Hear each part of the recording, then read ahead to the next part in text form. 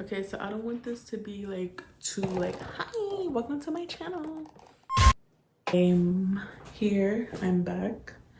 Okay, maybe I should change my shirt. I'm not trying to be too frisky. Okay, so I started this book, Artist Ways, and I seen a few people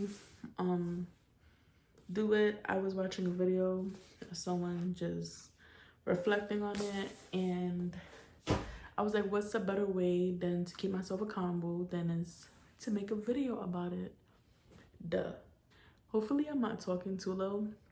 This is what happens when you have a roommate and it is 12:19 a.m. So I just finished reading chapter 1 and like the 2 chapters before it, and we're really struck. Oh my gosh, this is what happens when I try to talk proper. This is gonna be myself. Be yourself, girl. Be yourself. Get out your brain.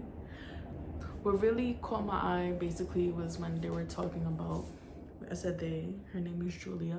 It took me 2 years to finally say I am the artist. And me discovering my voice is another journey in itself. But it's a part of my story. I've always enjoyed writing songs. Like, I always wanted to be a singer. And my best friend at the time, he was also like an aspiring singer. So we would just like sing each other our songs over the phone. Like, it was so cute. It was so cute.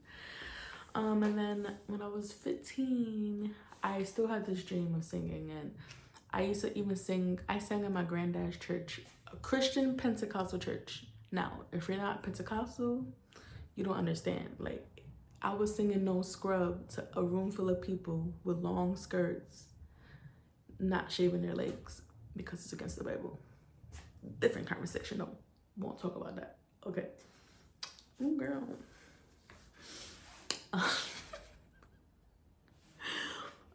So that passion of wanting to sing, writing has always been within me.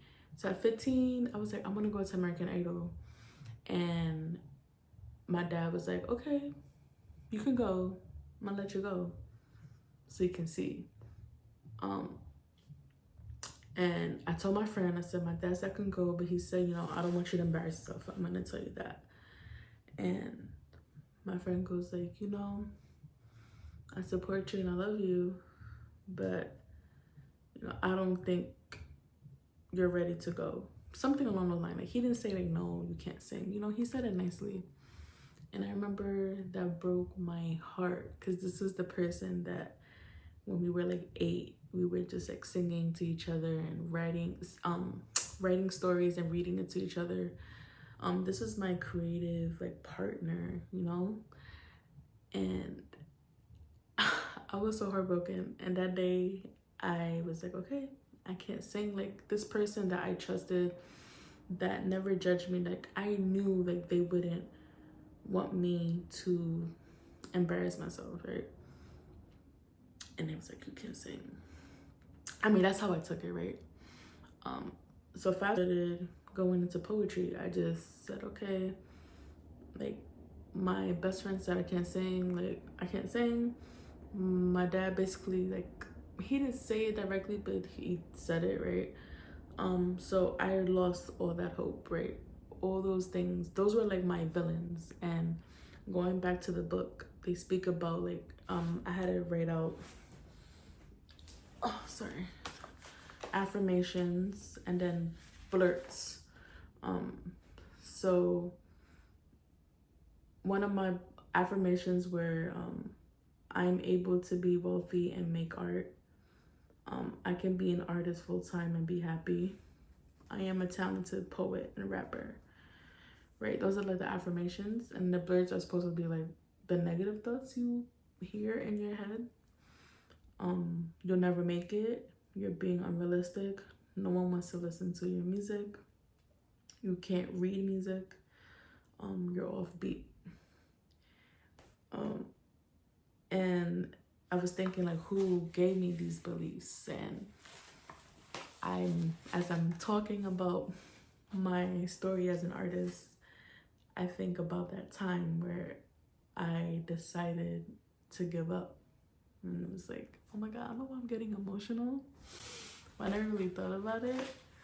That was definitely a defining moment for me where I was like, okay, this is maybe not what I'm supposed to do. And that's when I started to say, okay, I'm gonna do music management. At least I can be around music because I love music so much. I'm like, I don't see my life without it, but maybe I'm not the one to be on stage. I'm like, maybe I could be a ghostwriter. And so I continued to write, and I was writing poetry and music, but I didn't see myself as the artist anymore. Fast forward 2020, COVID happens, right?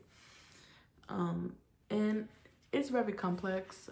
I don't want to get into it for this video, but one day we'll get into it. But basically, I was in a domestic violent relationship, and this person was an artist, and I would be in a room while they play beats, and I would just like write songs. And I used to like be mad at him and like, oh, like that's how I release my anger. I used to be like write diss tracks. Since I would just write, you know, how I felt and songs like that. And when we broke up, I played a beat and I started writing a song with my friend at the time, and she's like, yo, this shit is good, like you gotta keep doing this. I didn't take it serious, right? Still, 2 years from that, I finally get housing, and I have a set of roommates, and they're into music, and we're playing beats, we're smoking and chilling, and I just start freestyling again. And he's like, it was just fun. It was like just fun again to just release that, because I used to just do it like stuck in the room. I used to do it when I was a child. I used to do it in class, just writing songs, just always making, writing and creating. And it was just fun to have that again. Friends, boo thing, not really, just someone she was talking to, used to talk to at the time. And I'm like a little drunk, and my ex calls me, and I'm like, yo, let me get in the booth. He's like, okay. And I get in the booth, and I freestyle for like 2.5 minutes.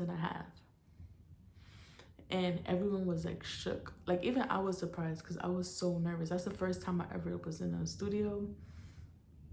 I was on the mic, like all these things. And the rest, history.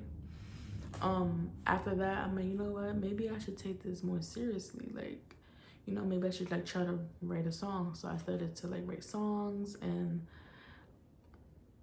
the improvement is there. I'll say that.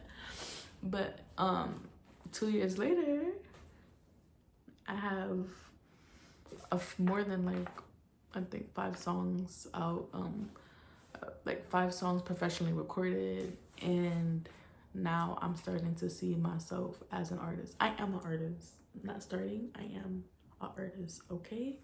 Des the Wild fucking Child. But yeah, point being is that I want y'all, even if like you're not reading this book, write affirmations, write all the negative thoughts that come in your head after it, right? And then think about the time, the villain, the person that made you feel that way. Cause that just hit me so hard, but in a good way. And I'm still fighting those inner demons, those voices.